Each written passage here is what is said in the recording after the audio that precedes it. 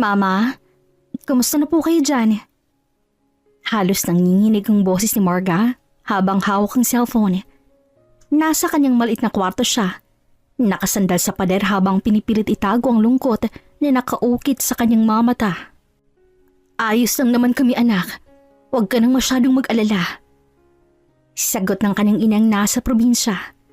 Ang mahalaga ligtas ka riyan. Kumakain ka ba ng maayos? Napangiti si Marga kahit may bigat sa dibdib. Oo ma, huwag na po kayong mag-alala sa akin. Ang iisip ko lagi ay kung paano ko kayo matutulungan. Tsaka, pasukan na ma. Alam mo naman ang bayarin ni Riza at Carlos sa eskwelahan. Anak, sobra-sobra ng ginagawa mo. Ikaw na halos lahat ang sumasalo sa gastusin. Yan nga po ang dahilan kung bakit ako nandito . Hindi po baling akong mapagod. Basta mabigyan ko po kayo ng magandang buhay. Pangarap ko pong maipatayo yung bahay para hindi na tayo laging binabahama. Pangarap ko ring makita si Riza at Carlo na gumraduate. Pangarap kong makita kayong masaya. Anak, napakabuti mong kapatid at anak. Sana dumating din ang panahon na unahin mo naman ang sarili mo. Hindi nakasagot si Marga kaagad. Naramdaman niya ang pagbabara ng kanyang lalamunan. Dahil sa totoo lang, minsan naiisip din niya kung kailan niya matutupad ang mga personal niyang pangarap. Magkaroon ng asawa, anak, at sariling pamilya. Pero ngayon, lahat yon isinintabi muna niya. Bumalik sa alaala ni Marga ang unang araw ng kanyang pag-alis. 26 na taong gulang siya noon. Kagagraduate pa lang ng bunsong kapatid niya sa high school at alam niyang hindi kakayanin ng malit na tindahan ng kanyang ina ang gasto sa kolehiyo ng dalawa pa niyang kapatid. Kaya kahit takot, kahit wala pang karanasan, nagpunta siya ng Saudi at nagtrabaho bilang kasambahay. Pero sa loob niya alam niyang mahirap. Mahirap ang malayo. Mahirap ang walang kasama sa oras ng pangungulila. Mahirap din ang pakikisama sa ibang lahi na may ibang ugalit pamumuhay. Pero lahat ng iyon, tinitiis si Marga para sa kanyang pamilya at para sa pangarap. Marga, bilisan mo! Baka malate na naman tayo sa kusina. Tawag ni Juliana sa kanya. Dali-dali naman siyang tumayo. Ma, papatayin ko na po muna to ha. Tatawag na lang po ako ulit sa inyo kapag bakanting oras ko na. Mag-iingat po kayo dyan. Paalam niya sa ina saka pinatay ang tawag. Matapos niyon, lumabas na rin siya agad ng silid at nagtungo sa kusina kung nasaan naroon si Juliana. Marga, bilis! Sabi nitong muli habang nakayuko at nag-aayos ng mesa. Umuusok pang lilutong sabaw at nakalatag ng mga plato na gagamitin para sa almusal ng prinsesa, ang amo nila. Oo, wait lang. Mabilis na sagot ni Marga mula sa gilid ng kusina.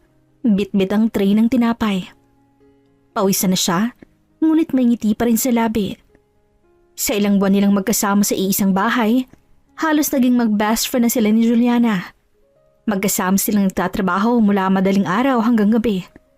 At madalas, sabay ding umiiyak tuwing sabay silang tinatamaan ng homesick.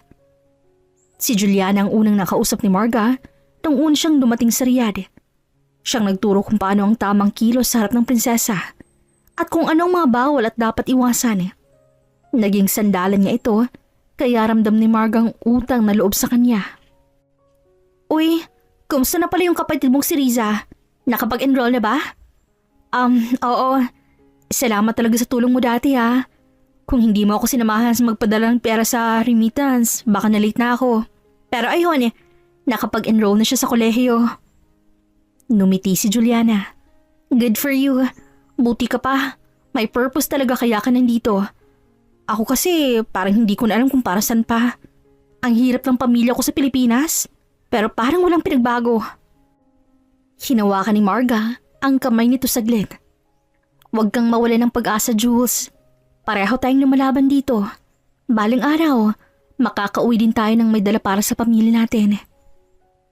Sa mga ganong usapan, lumalalim ang kanilang samahan. Kapag may libreng oras, sabay silang nagkakape sa maliit na sulok ng kusina. Nagkukwentuhan tungkol sa kanilang mga pamilya at pangarap. Ngunit unti-unti, napansin ni Juliana ang kakaibang trato kay Marga. Minsang abala sila sa paglilinis ng sala. Dumating si Prinsesa Nora. Maganda at matikas ang tindig nito. Nakasuot ng abaya na kumikisap sa mga hiyas. Tumigil silang dalawa at yumuko bilang paggalang. "Marga, you come." Tawag ng prinsesa habang tinuturo si Marga. Napatigil si Juliana, umaasang siya rin ang tatawagin. "Yes, madam." Pinagmasdan siya ng prinsesa sa ngumiti. "Good. Very clean. You did well yesterday in the kitchen. I like you. From now on, you help my son Khalil when he goes outside. Understand?" Nanlaki ang mata ni Marga. Hindi lahat ng katulong ay basta nilang pinagkakatiwalaan na sumama sa anak ng prinsesa, lalo pat sa mga mall o sa mga lakad sa labas. Isang malaking responsibilidad iyon, kaya agad siyang yumuko. "Yes, madam. Thank you po." Mula sa gilid, pinilit ngumiti ni Juliana, ngunit may bahay ng pait sa kanyang mga mata. Hindi niya alam kung bakit biglang si Margang napansin, gayong sabay naman silang naglilingkod. Simula noon, mas madalas ang si Margang tinatawag ng prinsesa. Kung may ipapagawa sa kusina, kadalasan ay sa kanya idinedirekta. Kung may errand na importante, siyang inuutusan. At higit sa lahat, siya ang pinapasama kay Khalil, ang nag-iisang anak na binata ng prinsesa. Isang hapon, nagulat si Juliana nang marinig ang tinig ng prinsesa mula sa hallway. "Marga, get ready. Khalil wants you to come with him. He will buy some things in the mall." Napatigil si Juliana sa pamamlansya. Si Marga na naman. Bulong niya sa sarili. Ngunit mabilis niyang tinago ang ngit-ngit sa mukha nang makitang masayang nag-ayos si Marga ng abaya at headscarf. "Jules, aalis daw muna kami saglit ni Sir Khalil.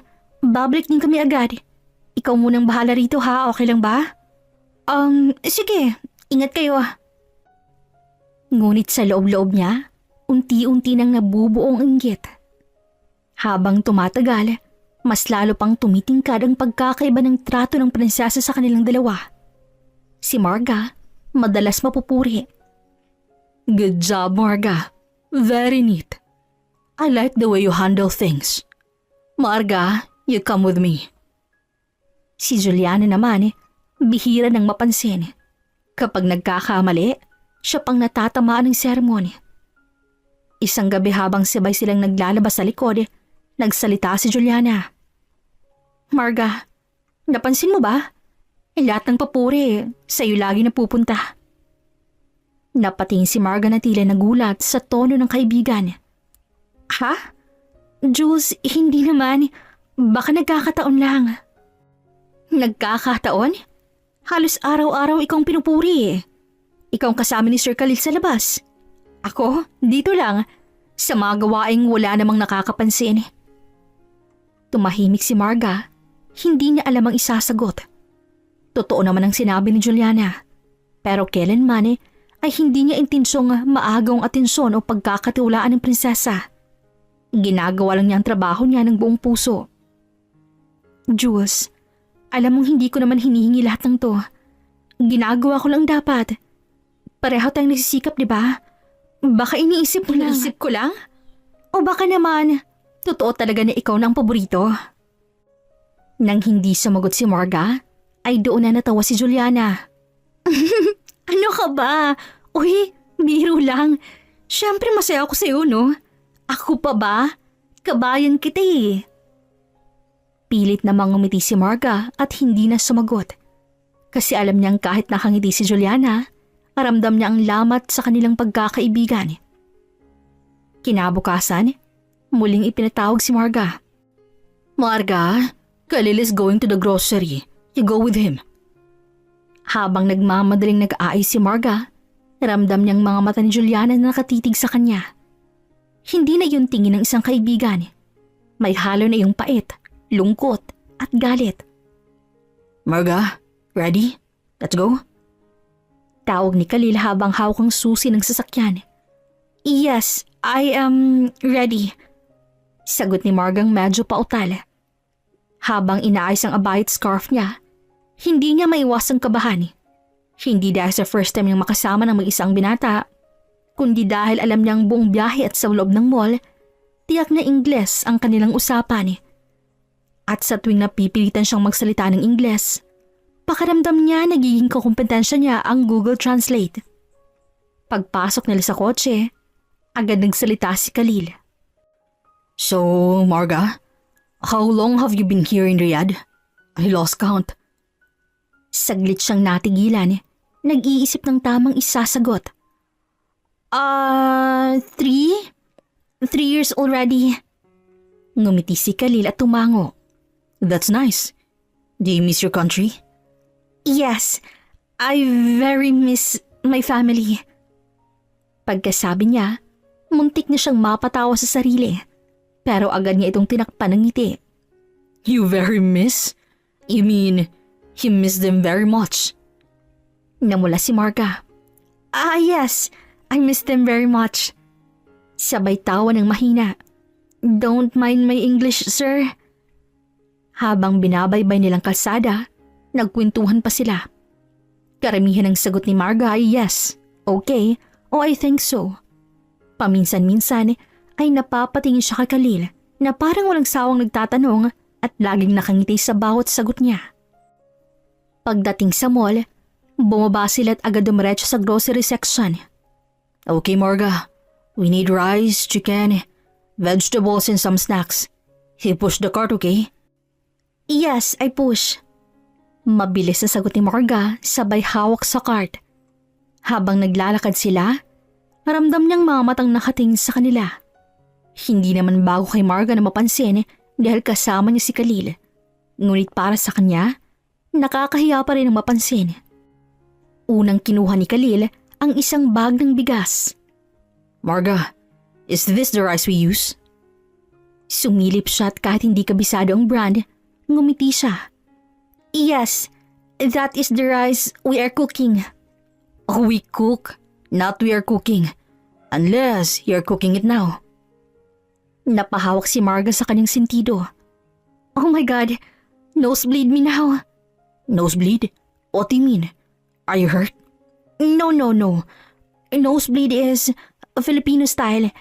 If we speak English too much, our nose bleeding. Saglit na natula si Khalil, tapos sabay ding natawa. That's funny. So, if I speak to you in English, I make your nose bleed? Yes, very bleeding. Sa unang pagkakataon, naramdaman niyang parang hindi amo o anak ng prinsesang kausap niya, kundi isang normal na binatang nakikipagbiruan lang. Habang namimili sila, madalas si Margang kinakausap ni Khalil para ipakitang mga bibilhin. Marga, which vegetable do you like to cook? I like, eggplant. Eggplant, okay. So we buy eggplant. Minsan naman, pinapasi ni Khalil sa kanyang mga imported snacks. Do you like this one? Chips? Yes, I like, but no money. Don't worry, I'll pay. Napangiti si Marga, ngunit sa loob-loob niya, ramdam niyang pangamba. Hindi niya nais na isipin ng iba na siya nakikinabang sa kabaitan ng anak ng prinsesa. Pero sa simpleng paraan ng pakikipag-usap nito, natutunaw ang kanyang kaba. Pagkatapos nilang makumpletong listahan, dumiretso sila sa counter. Habang nakapila, nagtanong muli si Khalil. Marga, what is your dream after working here? Natigilan siya. Hindi niya inaasahan ang ganoong tanong. Dahan-dahan siyang sumagot kahit hirap mag-English. My dream? Build house for my mother and father. Send my sister, my brother, to finish study. And when finish, maybe I have family also. Tumango si Khalil na seryosong nakatingin sa kanya. That's a beautiful dream. You work hard, Marga. You are a strong woman. Namulang pisngi ni Marga at hindi alam kung paano tutugon. Thank you. You also, strong man. Nagkatinginan sila at sabay na natawa. Ay, buti pa tong taong to. Di na-judge ang grammar ko. Kung nasa Pilipinas ako, Tiyak pinagtatawanan na ako. Natatawa niyang bulong sa kanyang sarili. Pag uwi nila sa palasyo, bit-bit ang mga grocery, napansin agad ni Juliana ang saya sa mukha ni Kali at Marga. Sa gilid ng kanyang mga mata, nakita niya ay nagtutulungan pa silang dalawa sa pagdadala ng mga bags. Thank you, Marga. You did great today. Sabi ni Khalil bago pumasok sa silid niya. Welcome. Sagot ni Marga nang nakangiti. Pero sa likod ng ngiting yun ay ramdam niya ang titig ni Juliana. At sa loob-loob niya, hindi niya alam kung paano ipapaliwanag na wala siyang ginagawang mali. Na wala siyang ibang nais kundi magtrabaho ng tahimik at abutin ang kanyang mga pangarap. Ay, amoy bawang na naman ako. Reklamo ni Juliana habang hinihiwa ang bawang sa maliit na chopping board. Nakasimangot siya pero mabilis din ang kilos ng kamay. Sanay na sa paulit-ulit na gawain yon. Si Marga naman, abala din sa paglalagay ng manok sa kawali. Nagtilamsikan pang mantika at muntik na siyang mapaatras. Aray! Careful, Marga! Okay lang, maliit lang naman. Sagot ni Marga sabay haplos sa braso. Kahit mainit ang mantika, pinilit niyang ngumiti. So, kumusta namang lakad yung dalawa ni Sir Khalil? Tanong ni Juliana, na bahagyang nakataas ang kilay habang hinihiwang sibuyas. Okay naman.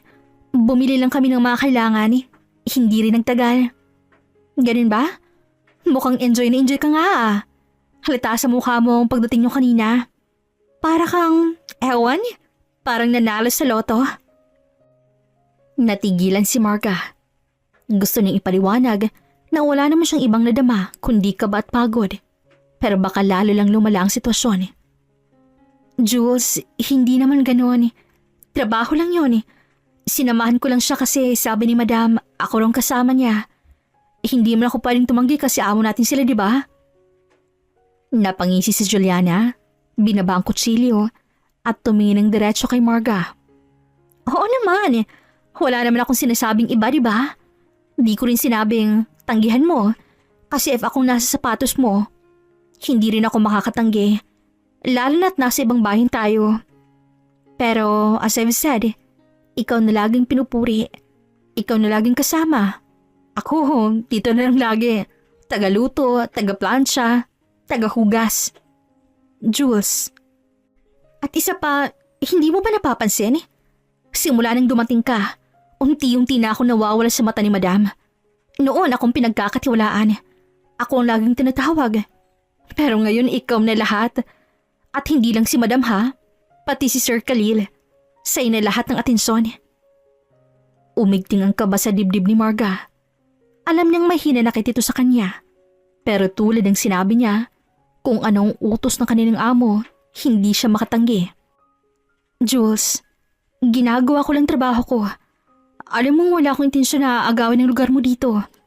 May utang na loob nga ako sa'yo, di ba? At nagpapasalamat ako na naging kaibigan kita.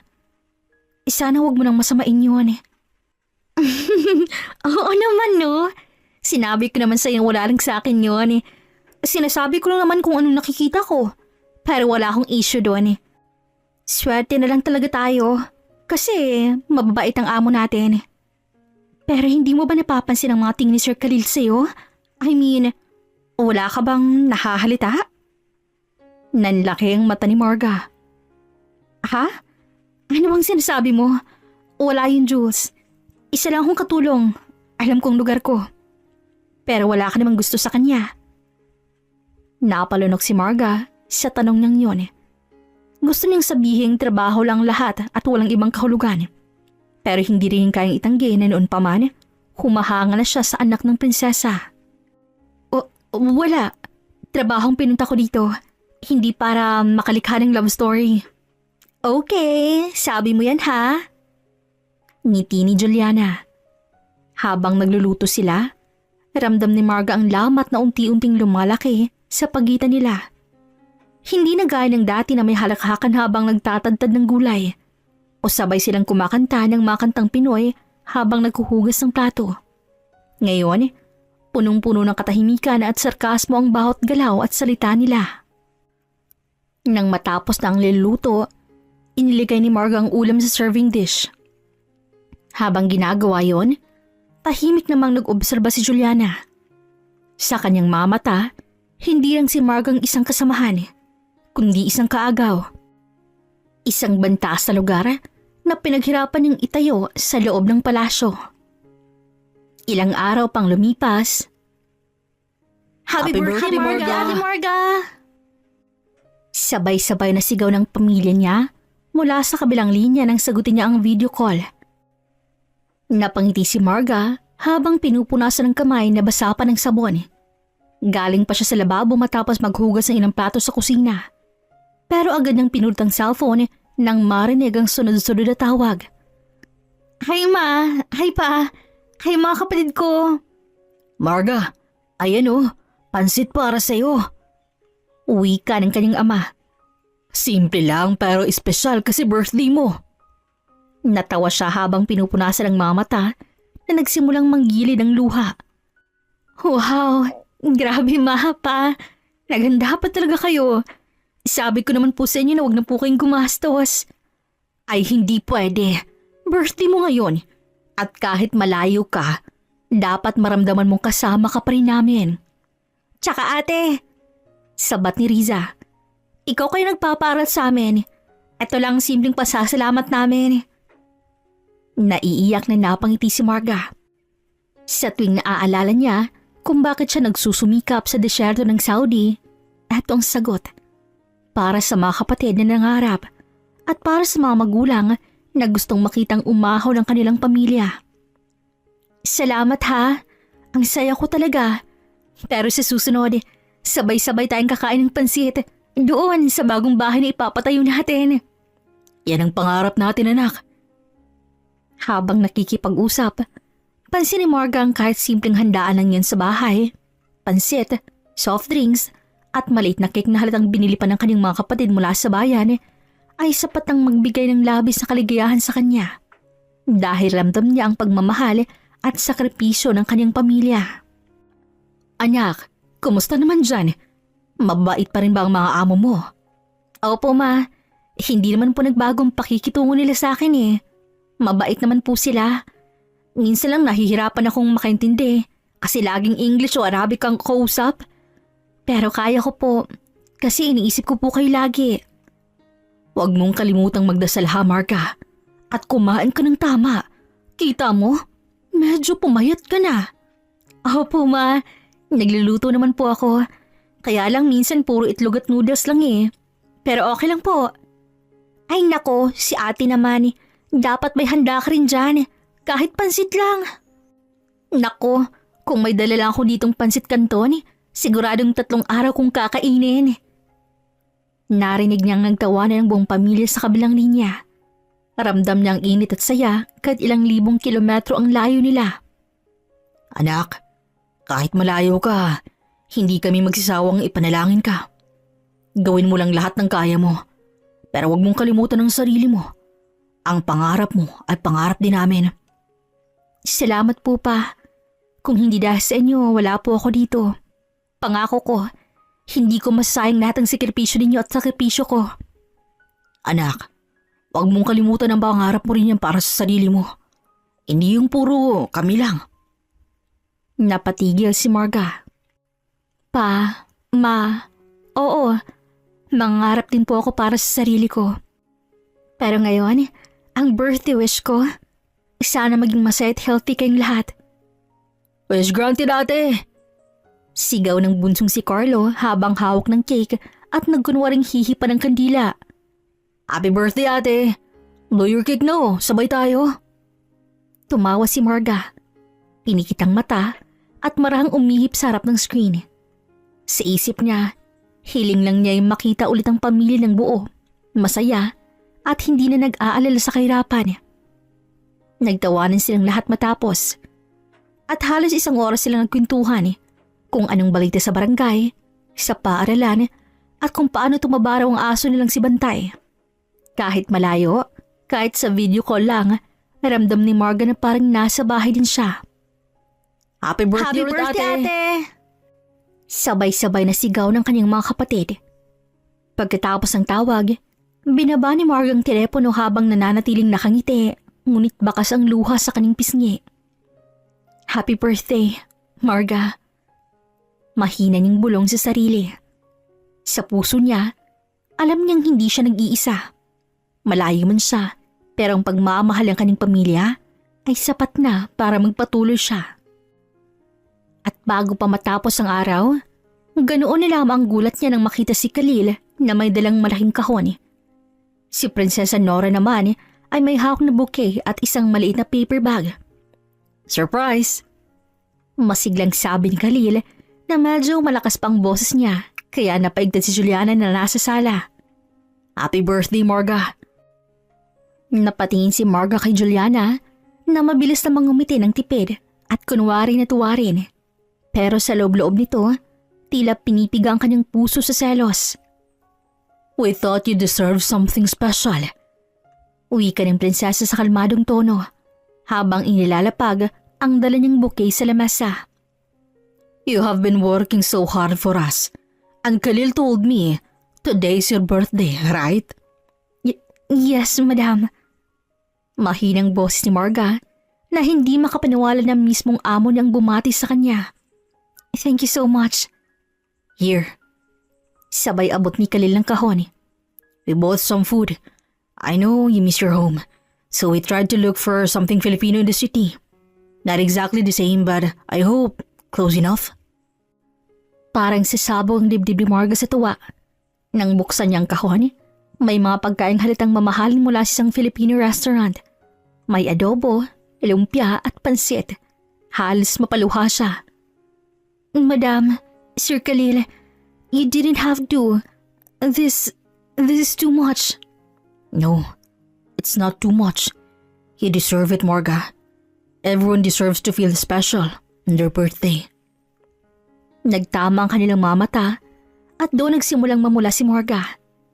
Nagpalingalinga siya agad para takpan ng hiya habang si Juliana ay palihim na sumisim ng tubig para maibsan ang init na nararamdaman sa kanyang dibdib. Nilabas naman ni Prinsesa Nora ang cake mula sa paper bag. I wasn't sure what flavor you like, so I asked Khalil to choose. He said chocolate.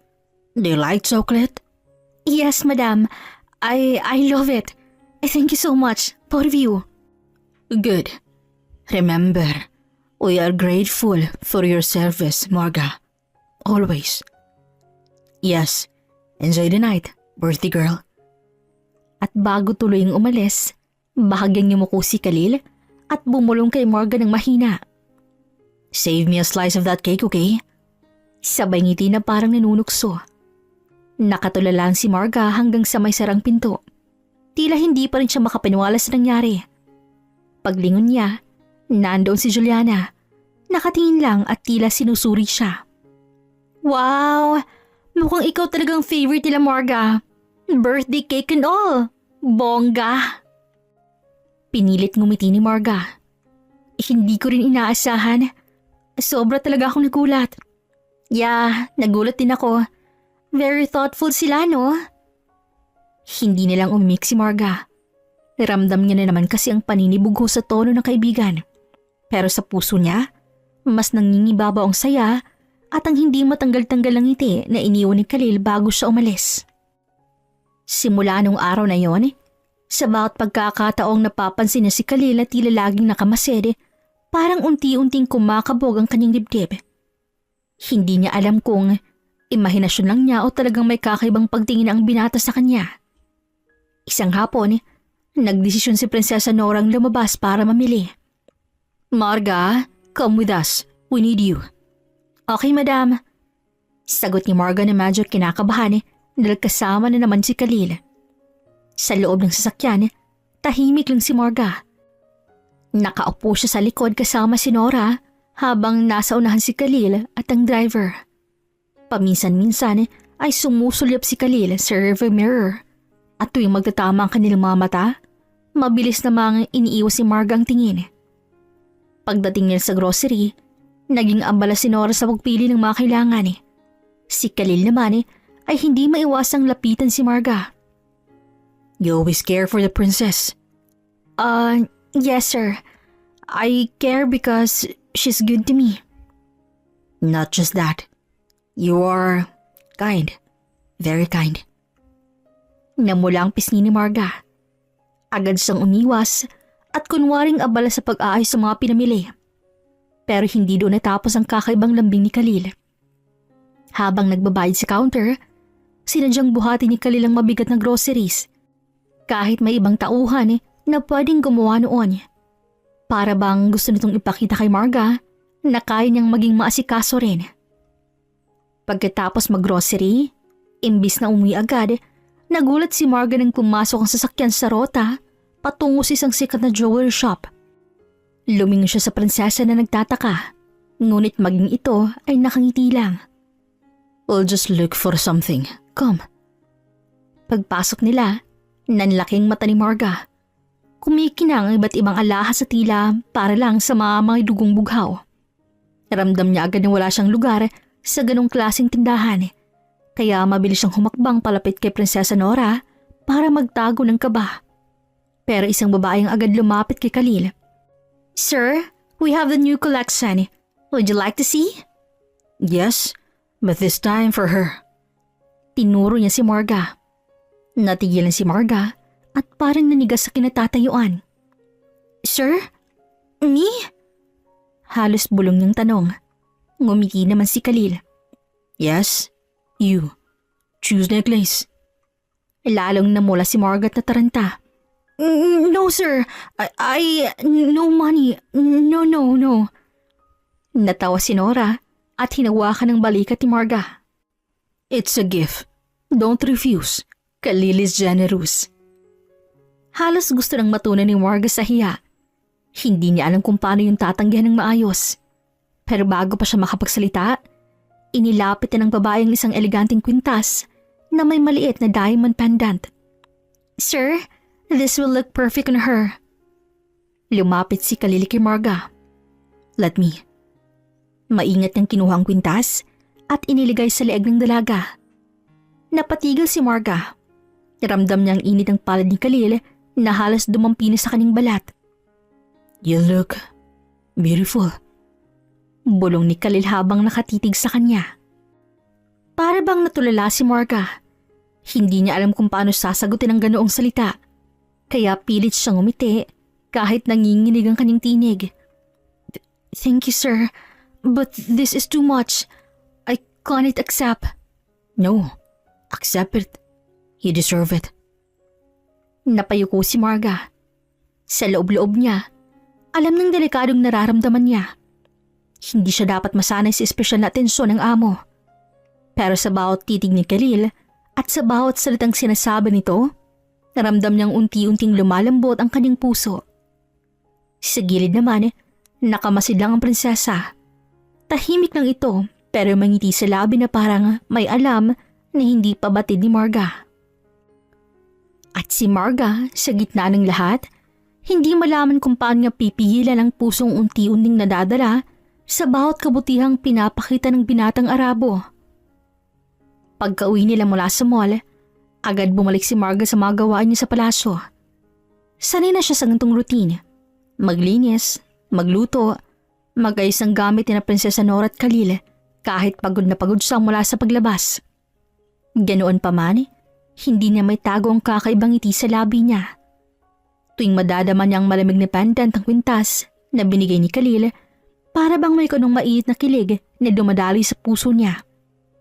Simpleng alahas lang yun pero para sa kanya, parang milyon-milyon na ang halaga. Habang abala siya sa paghugas ng pinggan, biglang dumating si Juliana sa kusina. May hawak itong cellphone at halatang kagagaling lang din sa kwarto. Pinagmasdan siya nito mula ulo hanggang paa, hanggang sa mapako ang tingin sa leeg ni Marga. Ang bahagyang kumutang noon ni Juliana at nakataas pang isang kilay. Aba, may bago kayatang alahas, Marga. Saan galing yan? Eto, bigay lang. Mahina niyang sagot habang pilit na iniiwas ang tingin kay Juliana. Bigay? Kanino naman? Hindi naman siguro kay Madam kasi hindi naman siya nagbibigay ng ganyan sa mga katulong niya. Hindi rin si Sir Khalil, di ba? Napahagat labi si Marga. Friend. Just friend. No big deal. Friend? So close na bala kayo ni Sir Khalil ha? Hindi na amo ang turing mo sa kanya kundi friend. Aba, mabilis ang pangyayari ha? Baka next time, ring naman ang irigalo sa'yo. Napayuko na lang si Margaret, hindi na nakasagot. Pero si Juliana, hindi talaga nagustuhan ng mga nakita niya.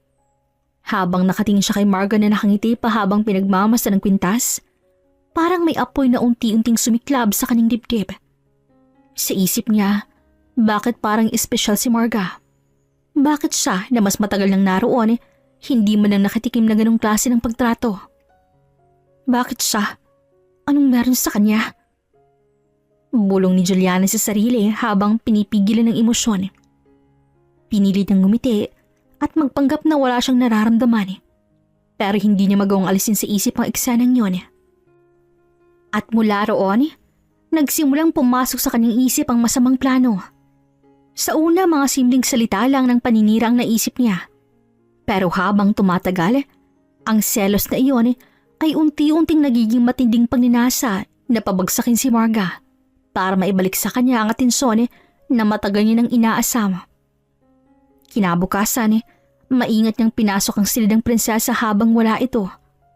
Kinuha niya mula sa tukador ang isang antigong alahas. Isang mamahaling kwintas na minana pa ng prinsesa mula sa kanyang ina.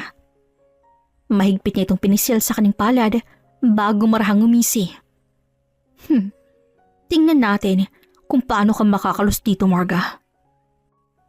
Mabilis at tahimik ng tinago ang alahas sa bagahe ni Marga. Siniguradong hindi ito mahahalita. Paglabas niya ng silid, bit-bit niya ang ngiting puno ng kasamaan. Alam niyang oras magsagawa ng investigasyon, walang ibang pagbibintangan kundi si Marga. Kinabukasan, habang abala sa kanilang gawain, biglang dumating ang gwardya at isa sa mga tagapamahala ng palasyo. Everyone, stop what you're doing. Mariing utos ng tagapamahala. Something very important is missing. Nagtakip ng bibig ang ibang kasambahay na halatang nagulat. Si Juliana naman ay nagkunwaring nag-aalala. What happened, sir? The princess's emerald necklace has gone missing.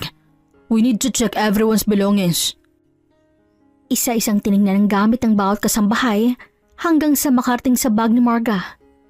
Pagbukas nito, bumungad ang antigong kwintas. It's in her bag. Muling napalingon si Marga habang nanlalaking mga mata. No, that's not mine. I swear, I didn't take it. Si Juliana naman ay agad na sumingit na kunwaring nagulat. But it's in your bag, Marga. How could it be there if you didn't take it? I don't know. Please, you have to believe me. Ngunit napailing lang ang tagapamahala. Stealing from princess is a serious offense. You will have to come with us. Habang kinakaladkad si Marga palabas, hindi niya mapigilang mapaluha. Sa gilid naman bahagyang nakangiti si Juliana na tagumpay sa kanyang plano. Sa malamig na selda, halos mawala ng lakas si Marga sa bigat ng dinadala. Ang bawat pintig ng oras ay parang pahirap at ang takot na baka isang araw ay tawagin na siya para hatulan ng mabigat na parusa ay lalong nagpapabigat sa kanyang dibdib. Sa tuwing luluhod siya upang manalangin, nanginginig ang kanyang boses. Diyos ko, huwag niyo po sana akong pabayaan. Wala po akong ginagawang masama. Wala akong nininakaw. Naisip niya kung paano ang sa isang iglap ay nagbago ang kanyang kapalaran dahil sa kasinungalingan at bitag ng kung sino man. Hindi ko po ginawang binibintang nila. Bulong niyang muli sa sarili. Sa kabilang dako, sa pagkainan ng palasyo, nakaupo si Prinsesa Nora kasama ang kanyang anak na si Khalil. Sa gitna ng mesa ay nakahain ng mga masasarap na pagkain. Tahimik ang mga katulong kasali na si Juliana habang nagsisali ng tubig at nag-aayos ang plato. Ngunit sa loob ng katahimikan, ramdamang bigat ng usapin ang nangyari kay Marga. Galit na galit ang prinsesa. I cannot believe such shame came from someone who lived under my roof. A thief in my house. It is beyond disgraceful. Napahinto sa pagkain si Khalil at tumingin sa kanyang ina. Mom, I don't think it is that simple. Maybe she was framed. Maybe someone wanted to destroy her. We should not judge too quickly. Mabilis namang sumabat si Juliana, sabay ko ng bahagya bilang paggalang. Madam, Your Highness, forgive me for speaking, but I truly feel ashamed as well. She is a Filipina like me, and yet she brought humiliation to all of us. How could she dare to steal from you? It's unforgivable. Exactly. At least you understand. That woman is part of her kindness. She will pay. I always tell myself, Your Highness, that loyalty and honesty are the most important things. I would never betray you. Unlike her, she was blinded by greed. Habang nagsasalita si Juliana, napating si Khalil sa kanya. Kita sa kanyang mga matang hindi pa gusto sa mga salitang yon. Careful with your words, Juliana. Until proven guilty, no one has the right to call her a thief. You don't know the truth. Bahagyang kinabahan si Juliana, pero mabilis siyang ngumiti. Of course, sir. I only mean her actions lead her to prison.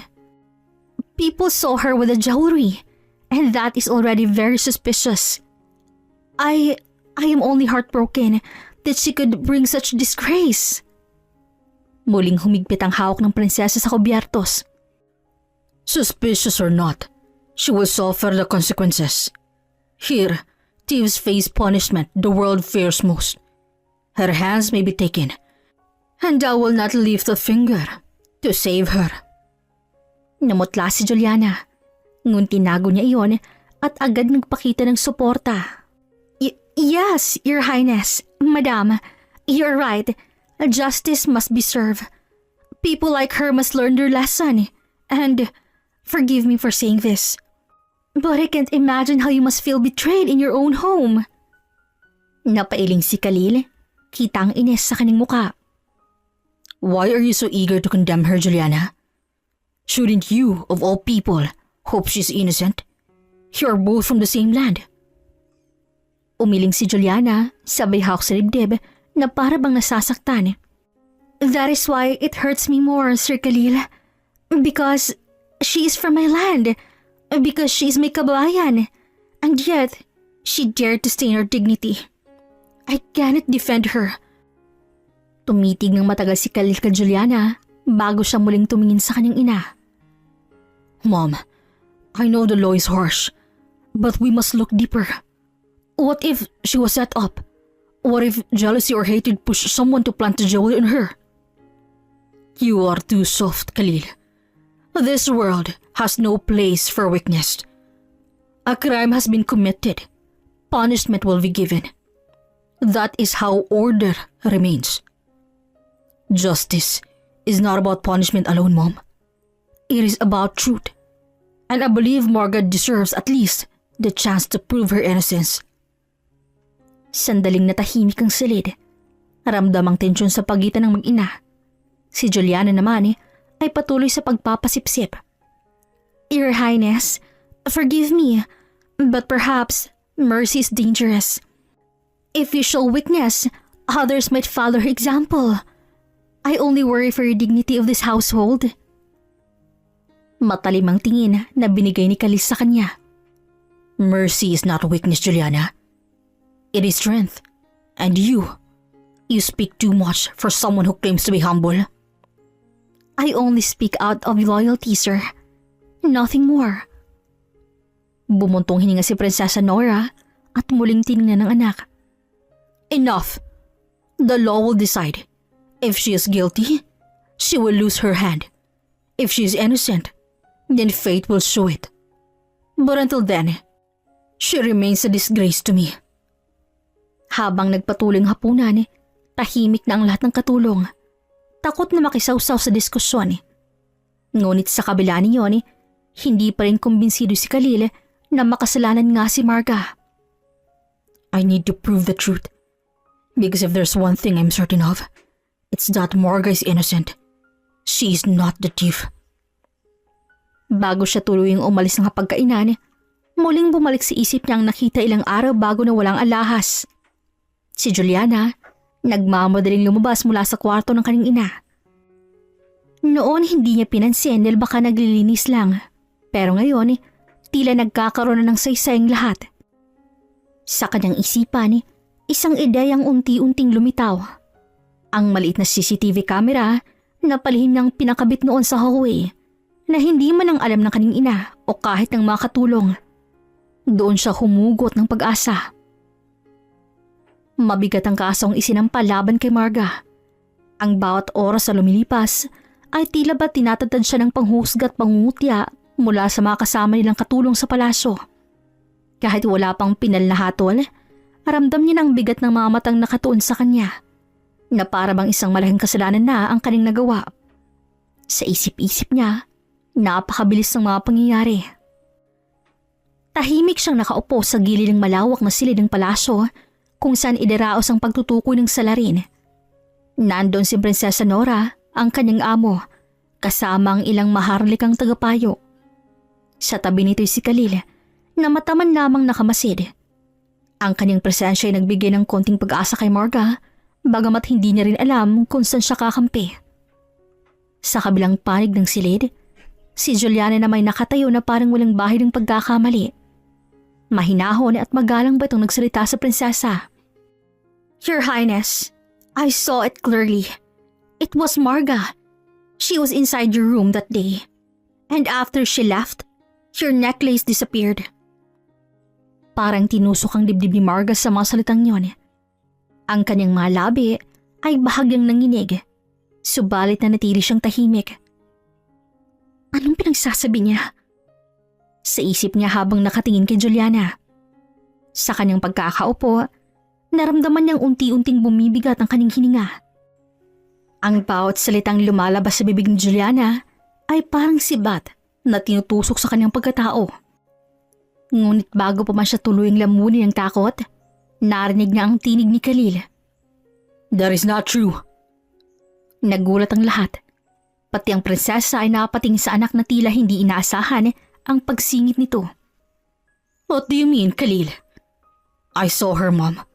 But it wasn't Marga. It was Juliana, who rushed out of your chamber the day your necklace went missing. Sagot ng binata sabay tingin kay Juliana na bahagyang napaatras. Namilog ang mamata ng prinsesa. Are you certain of what you're saying? Yes. I saw her with my own eyes. And more than that, we have proof. Napalunok si Juliana habang tahimik na tinuro ni Khalil ang isa sa mga tagapaglingkod na hawak ng isang maliit na aparato. Ipinakita sa malaking screen ang kuha mula sa CCTV na hindi alam ng karamihan ay nakakabit pala sa mismong pasilyo ng silid ng prinsesa. Doon, malinaw na nahagip si Juliana na nagmamadaling lumabas. Hawak ang isang bagay sa kamay bago pa man madiskubre ang pagkawala ng alahas. Napakuyom ng kamao si Marga sa kanyang kandungan. Ang lahat ng bigat na kanina'y parang nakadagan sa kanyang dibdib ay unti-unting nabawasan habang nakikita ang mga titig ng lahat na biglang nagbago. No, hindi. Nagtaas ng kamay ang prinsesa. Enough! You lied in front of me. You accused Marga falsely. Do you realize the weight of what you've done? I was only... Silence! Napatungo si Juliana, hindi makatingin kanino man. Sa mga oras na yon, wala na siyang maitatanggi. Ang CCTV na ebidensya at mismong salaysay ni Khalil ay higit pa sa sapat para patunayan ang kanyang kasinungalingan. Samantala si Marga naman na natiling nakaupo, hindi makapaniwala sa kanyang narinig. Sa wakas, merong nandigan para sa kanya. At hindi lang basta kung sino, kundi ang mismong anak ng prinsesa. You have to understand, Mom. Marga would never do such a thing. I knew her well. She even refused to accept a necklace I once gave her. Unless I insisted. How can a woman like her steal from you? Parang biglang ang init ng pisngi ni Marga sa sinabi ni Khalil. Hindi niya inasahan na babanggitin nito ang bagay na yon sa harap ng lahat. Ngunit sa loob-loob niya, Daman niyang katotohanan ng sinasabi ng binata. Ni minsan hindi sumagay sa isip niyang magnakaw. Mabigat ang katahimikang bumalot sa silid matapos ang lahat. Ngunit para kay Marga, ayun ang katahimikang nagbibigay ng ginhawa. Marga, I am deeply sorry. You were falsely accused. I shall see to it that justice is served. Hindi agad nakapagsalita si Marga. Sa halip, tumango lamang siya ng bahagya, sabay pigil sa mga luhang pilit sumisiksik sa kanyang mamata. Sa kanyang isip, malinaw ang isang bagay. Kung hindi dahil kay Khalil, baka hanggang ngayon ay natatak pa rin siya ng kasalungalingan. Ang simpleng pagtindig ng binata sa kanyang panig ay tila nagbigay sa kanya ng bagong pag-asa. Sa huli, sa pamamagitan ng testimonya ni Khalil at sa mga nakalat na ebidensya, napatunayang inosente si Marga. Bumalik sa kanyang kalayaan matapos ang ilang araw ng pagkakakulong at pagtitiis ng pangungutya mula sa iba. Ngunit hindi natapos doon ang lahat, sapagkat bago pa man ilipat sa kulungan si Juliana, humarap si Marga sa kanya. Lumapit siya dito at sa isang iglap ay binaksak niya ang palad sa pisngi nito. Umalingaw ang tunog ng sampal at kasabay niyon ang bumalong na luha sa kanyang mga mata. Tama nga ang sinabi nila. Kapwa mo Pilipino ang sangkihila sa ibababa. Juliana, anong nagawa ko sa iyo ha? Ano bang kasalanan ko at ganyan mo ko nilapastangan?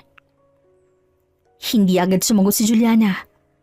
Napapikit siya sa hapde ng kanyang pisngi bago gumisi ng mapait. Kasalanan mo? Kasalanan mong palagi ka napapansin? Kasalanan mong palaging ikaw ang bida? Lahat ng mata laging nasa iyo. Ako? Ako na parang anino lang sa tabi-tabi. Simula nang dumating tayo rito sa palasyo, ikaw na lang laging pinupuri. Ikaw ang laging nakikita ng mga amo natin. Kahit hindi mo hinahanap ang atensyon, ikaw ang nakikita nila. Ako? Wala. Walang pumapansin sa akin kahit anong sipag at galing ko. Yun lang? Dahil napapansin ako? Juliana, wala akong ibang ginusto kundi magtrabaho ng tahimik. Hindi ko naman hiningi na purihin nila ako eh. Kung pwede lang, ayoko napapansin dahil mas mabigat ang responsibilidad nun. Pero ikaw, pinili mo mapadala sa inggit at manira kaysa pagsikapan na mapansin din. Hindi mo na iintindihan, Marga. Araw-araw, tinitiis ko na ikaw ang laging bida. Na ikaw ang pinagtatanggol ng prinsesa. Ako rin naman ang pangarap ah. Ako rin naman gusto kong maiangat ang sarili ko. Pero kahit anong gawin ko, wala akong kwenta sa mata nila. At ikaw na para bang isinilang may liwanag sa noo. Ikaw ang laging bukang bibig. Kaya sinira mo ako. Kaya mo ako pinagbintangan. Kaya mo ako tinulok sa bilangguan. Juliana, alam mo bang muntik na akong mamatay sa loob? Alam mo bang bawat oras doon, iniisip ko kung makikita ko ba bang pamilya ko sa Pilipinas? At ano ngayon? Ikaw pa rin ang lumalabas na kawawa. Ikaw pa rin ang tinutulungan. Kahit sa laban na to. See? Ikaw pa rin ang panalo. Hindi ako nanalo, Juliana. Lahat tayo talo. Kasi imbis na magdamahin tayo bilang kapwa natin, naghihilahan tayo pababa. Ang masakit, hindi ko akalaing ikaw pang gagawa nito sa akin. Natahimik si Juliana saglit. Kitang pag-ikot ng emosyon sa kanyang muka. Galit, pait, at sa ilalim nito, takot. Ngunit muli siyang tumawa ng mapait. Hindi pa to tapos, Marga. Ngunit unti-unti na rin nilamon ng katahimikan ang kanyang tinig nang hilahin siya ng mga gwardya. Si Marga naman ay iwan sa gitna, umiiyak ng tahimik, hindi dahil siyang nanalo, kundi dahil natalo silang dalawa. Makalipas isang buwan matapos ang pagkakakulong at pag-deport kay Juliana, unti-unting bumalik ang katahimikan sa palasyo. Ngunit si Marga, bagamat malaya na, ay dala pa rin ang bigat ng trauma na naranasan. Hindi niya maiwasan ang kaba sa tuwing may biglang darating na utos o sisigaw ang mga bantay. Sa bawat sulok ng palasyo ay parang may anino ng takot na sumusunod sa kanya. Isang gabi matapos ang mahabang araw ng paglilinis at paghahanda ng hapunan, kinausap siya ni Khalil sa hardin. Kasama rin nila si Prinsesa Nora. Naramdamang bigat ang pasyang gagawin ni Marga. I want to go home. Philippines. I cannot stay here. I'm always afraid. No peace. Not happy. Marga, please don't say that. You have been through a lot, yes. But running away won't heal you. Here, you're safe now. I can protect you. No. My heart always... takot. I can't sleep. While at work, I cry inside. Marga, you don't have to decide so quickly. You are part of our home now. We care for you. Why leave when you finally have justice? Because justice, not give peace. Humigpit ang hawak ni Khalil sa upuan. Kita sa mga mata niyang pag-aalala. But Marga, think carefully. If you return now with no money, no work waiting for you, what will happen? Here you have us. I can help you build a future. I understand you, Marga. Sometimes, the wounds of soul need distance, not comfort. If going home will heal you, perhaps we should not stop you. If this is your choice, we shall respect it. Just remember, you always have a place here. If you go, will I ever see you again? Maybe. Sa gabing yun, tuluyan ang ipinalam ni Marga ang kanyang pasya. Bagamat mabigat sa puso ni Khalil, hindi niya nagawang pigilan ng babaeng pinahahalagahan niya. Si Marga, kahit walang pera, ay mas piniling umuwi sa Pilipinas. Dala ang tanging sandatang meron siya. Ang lakas ng loob at ang pag-asang muling magsisimula. Hanggang sa dumating din ang araw ng pag-uwi ni Marga. 2 linggo matapos ang lahat ng gulo, nakatayo siya ngayon sa loob ng paliparan. Bit-bit ang malit na maleta na siyang tanging pagmamayari niyang iuwi. Are you really sure about this, Marga? Yes, Khalil. I need to go home. My family, they need me. And I'm tired here. Wala na rin akong lakas ng loob para magstay. Ang dami kong pinagdaanan.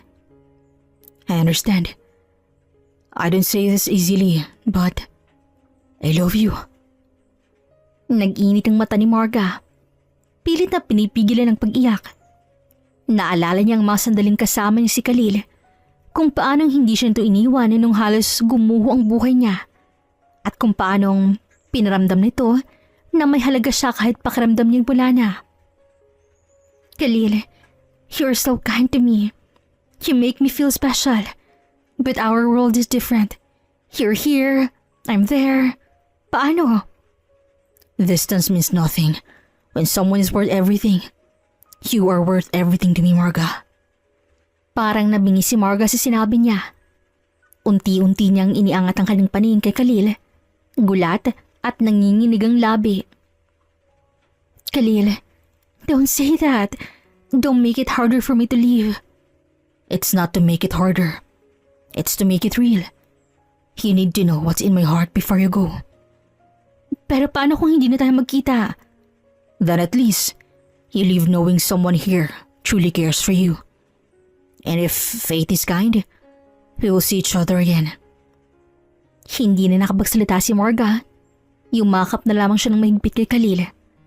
At nang tawagin ang kanyang flight, unti-unti nang binitawan si Khalil. Bagaman ang mga kamay nila ay ayaw pa rin paghiwalay. Habang naglalakad siya, dalang bigat at saya ng lahat ng nangyari. Alam niyang hindi na siyang dating Marga na natakot at nasaktan. At kahit wala siyang dalang pera pa uwi, may dala naman siyang alaala ng pagmamahal at pag-asang minsan sa isang banyagang lupain, may lalaki nagpaalala sa kanya na espesyal siya. Sa wakas, narating na rin ni Marga ang bansang matagal niya ng gustong balikan, ang sariling bayan. Pagbaba pa lamang ng eroplano, ay ramdam na ramdam ng init ng Pilipinas. Ibang-iba sa ginaw ng Saudi. Hindi man kalakihan ng dalang gamit ay magaan sa kanyang dibdib dahil ang mahalaga ay nakabalik siya sa piling ng kanyang pamilya. Pagdating niya sa kanilang bahay, ay agad siyang sinalubong ng kanyang ina, mga kapatid at ilang kamag-anak na sabik sa kanyang pagbabalik. Hindi pa man siya tuloy nakakaupo sa sala, ay agad nang nagsalita ang kanyang ina. Marga! Diyos ko anak, buti nakauwi ka. Tingnan mo nga itsura mo. Ang payat mo na. Ano bang ginawa sa iyo roon? Napangiti nilang si Marga, ngunit bigla ring bumigat ang loob nang maalala ang pinagdaanan niya. Dahan-dahan niyang ikinuwento ang lahat mula sa araw na nabalot ng intriga ang kanyang pangalan. Hanggang sa halos malagay siya sa panganib dahil sa kapwa niya Pinay na si Juliana. Ha? Akala ko ba BFF mo yun ate? Siyang gumawa nun sa'yo? Diyos ko, kung nasa harap ko lang yon, baka nasabunutan ko na. Anong klase siyang tao? Bakit siya ganyan? Wala na ba siyang awa? Kung hindi dahil kay Sir Khalil mo, baka kung ano nang nangyari sa'yo ate. Buti na lang talaga. Sobra po akong natakot. Gabi-gabi po akong umiiyak roon. Lagi kong iniisip kung makakauwi pa ba ako. Pero buti na lang at nakita ni Sir Khalil na CCTV ang lahat. Kaya napatunay na kasinungalingan ng lahat. Hayop talaga yung Julianang yan. Ang kapal ng mukha. Pinahama ka pa anak. Kung pwede lang akong pumunta doon, sasabunutan ko rin siya. Hindi ko palalampasin na tinidor kanyang ganyan. Kung ako lang, dapat hindi lang deportasyon ang parusa niya. Dapat makulong siya panghabang buhay para matuto siya ng leksyon. Wag na po ma. Pa, Riza. Sapat na po sa akin na nakauwi na ako. Ayoko na po ng gulo. Gusto nilang makalimutan lahat. Ngunit kahit anong sabihin niya, hindi mapigilan ng kanyang pamilya ang pagkulo ng dugo sa galit. Para sa kanila, hindi matatawaran ng sakit na pinagdaanan ni Marga sa ibang bansa at si Juliana ang may sala niyon. Pero sa kabila niyon, may halong pasasalamat din ng mga mata nila dahil ligtas siyang nakauwi. At sa kabila ng lahat, yun ang pinakamahalaga. Ang mahalaga anak, kasama ka na namin. Huwag ka na mag-alala. Dito sa bahay, wala nang makakapinsala sa'yo. Kami ang bahala sa'yo. Napangiti si Marga at tuloy nang napaiyak. Ngunit sa pagkakataong to, ito'y luha ng kagaanan. Makalipas ang ilang buwan, unti-unti nang bumalik sa normal ang buhay ni Marga sa Pilipinas. Nang una siyang makauwi, hindi naging madali ang mga unang araw. Sa totoo lang, halos hindi siya lumalabas ng bahay. Sariwa pa rin sa isip niyang alaala ng mga nangyari. Pero ganun pa rin, kailangan niyang kumilos para makapagsimulang muli. Pagdating naman sa hanap buhay, naging malaking tanong para kay Margang kung paano siya makakapagsimula. Wala siyang dalang pera mula abroad at iyon ang masakit na parte. Pero hindi siya pinabayaan ng kanyang pamilya. Tumulong ang mga kapatid niya na maghanap siya ng pwede niyang gawing maliit na negosyo. Sa kabutihang palad, may kaibigan ng kapatid niya na nag-aalok ng pwesto sa palengke para magbenta ng mga kakanin. Kahit maliit lang, tinanggap ni Marga. Doon niya inilaan ang kanyang oras at lakas. Sa huli, natutunan niya ang tunay na kayamanan ay hindi nasusukat sa perang naipon mula sa abroad, kundi sa yakap ng pamilya at sa kapanatagan ng puso. Isang araw dumating ang hindi inaasahang balita. Nakatanggap ng tawag ng barangay captain para kay Marga. May naghahanap sa iyo mula sa embahada ng Saudi. Kinabahan si Marga. Iniisip niya agad na baka may bagong problema na naman. Ngunit nang makausap ng isang opisyal sa linya, napaluha siya sa gulat. Marga, Princess Nora remembers your loyalty and kindness. She wants you to come back to Saudi Arabia. This time, not as a servant, but as a guest of honor. Nang marinig niya yon, para bang nanlaki ang mundo ni Marga. Hindi niya maunawaan kung bakit siya pa na isang simpleng babae lamang ang bibigyan ng gantong karangalan. Pero sa huli, labis-labis pa rin ang kanyang pasasalamat. Makalipas ang ilang linggo, lumipad muli si Marga pabalik ng Saudi. Ngunit sa pagkakataong to, hindi na siya natatakot. Sa halip, ay daman niyang kakaibang respeto mula sa mga taong sumalubong sa palasyo. Isinuot sa kanyang isang magandang abaya, hindi para magtago, kundi bilang tanda ng karangalan. Marga, your honesty and kindness are rare treasures. You protected my family's dignity despite your struggles. For that, I honor you today. Sa gitna ng pagtayo niya roon, Luhaan si Marga habang pinapakinggan ang mga salitang yon. Ang mga palad niya'y nanginginig nang iniabot sa kanya ng prinsesa ang isang dokumento at isang sertipiko ng parangal. Kasama noon ay isang tseke na naglalaman ng 1,000,000 na Saudi Riyal. Hindi siya makapaniwala. Your family will never suffer again. I have also arranged a new house for them in the Philippines. Consider it my gift to a woman who has shown the world what true integrity means. Halos hindi makapagsalita si Marga. Thank you, Madam, Your Highness. I will never forget this kindness. Salamat po, sobra. One more thing, Marga. I have seen your loyalty, your kindness, and the way you value respect and dignity. And I want to entrust my only son, Khalil, to someone I can truly trust. I am asking you, will you accept being his wife? Nabigla si Marga. Hindi siya makapagsalita agad. Tila nanikip ang kanyang dibdib sa bigat ng desisyon. Your Highness, this is a great honor. But if I am to accept, I have one condition. I will marry Khalil, but I want to live in the Philippines. My heart belongs there, with my family. I want a simple life, not in a palace, but in a home filled with love. Natahimik ang lahat. Ngunit bago pa man siya kabahan, marahan nang ngumiti si Khalil na kanya pa nakikinig sa kanilang usapan. Lumapit siya kay Marga at marahang hinawakan ng kamay nito. Marga, I have loved you from the moment I saw your strength and your kindness. I don't care where we live, as long as I am with you. If your condition is to live in the Philippines, then I will gladly leave everything behind. You are my home. Namula ang mga mata ni Marga at hindi niya napigilang maluha sa narinig. Ang anak ng prinsesa ang lumaki sa karangyaan at nakasanayan ng marangyang buhay, handang talikuran ng lahat para lamang sa kanya. Ngumiti rin si Prinsesa Nora. Then it is settled. He will be his wife and you will have my blessing. Whether in the palace or in the Philippines, he will always be my daughter. Sa pag-uwi nila sa Pilipinas, hindi naging mahirap para kay Khalil ang iwan ng karangyaan. Doon sila namuhay ng simple, malayo sa mata ng mga tao at ng palaso. Ngunit kahit wala sa piling ng kayamanan, tinitingala pa rin ni Khalil si Marga na para bang isa siyang tunay na prinsesa. Marga, even if we live simply here, he will always be my princess. My love for you is greater than any crown, any palace, or any gold. Napangiti si Marga at mahigpit na niyakap ang kanyang asawa.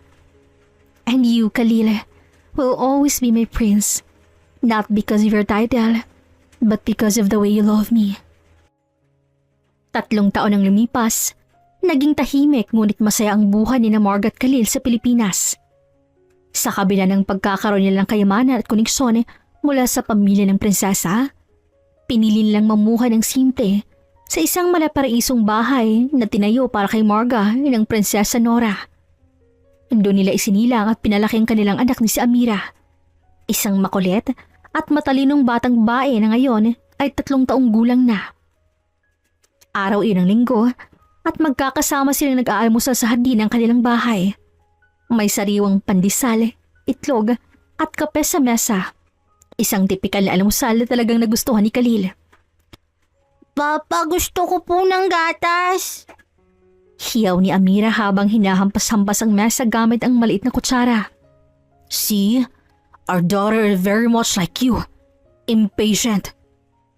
Natawa si Marga at agad kinuha ang baso ng gatas. No, she's like you. She gets what she wants. Always. Lumapit si Khalil at hinaplos ang buhok ni Amira. But she also has your eyes, your strength. She's perfect because she is ours. Napangiti si Marga.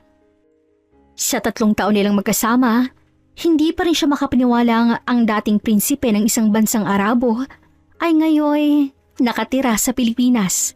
Kasama siya at natututo ng magsalita ng Tagalog. Oh, wait. I want to say something. Ano yun, Mahal kita, asawa ko. Lagi kita pipiliin kahit adobo or sinigang. Khalil, hindi ganyan. Why? Did I say it wrong?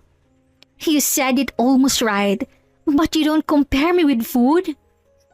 Papa, mahal kita. Singit ni Amira. See? She learns faster than me. That's because she has the best teacher, her father. You've come so far, Khalil. You left everything behind just to be with me here. I did not leave everything, Marga. I gained everything when I chose you. Napakagatlabi si Marga sa kilig at muling natawa nang biglang nagtanong si Amira. Mama, Papa, can I eat now? Gutom na po ko. Sabay silang tumawa at ang simpleng almusal na iyon ay nauwi sa malalim na pag-uusap, halakhakan at pagmamahalan. Sa mga mata ng iba, tila isang himala ang kanilang kwento. Isang simpleng babaeng mula sa Pilipinas at isang anak ng prinsesa mula sa malayong kaharian na pinagbuklod ng tadhana. Ngunit sa kanila, ito ay normal na buhay. Puno ng respeto, pagmamahal at simpleng kaligayahan kasama ang kanilang anak. Hanggang dito na lamang po. This is Regine here in Miss Teen Stories. Daghan kaayang salamat!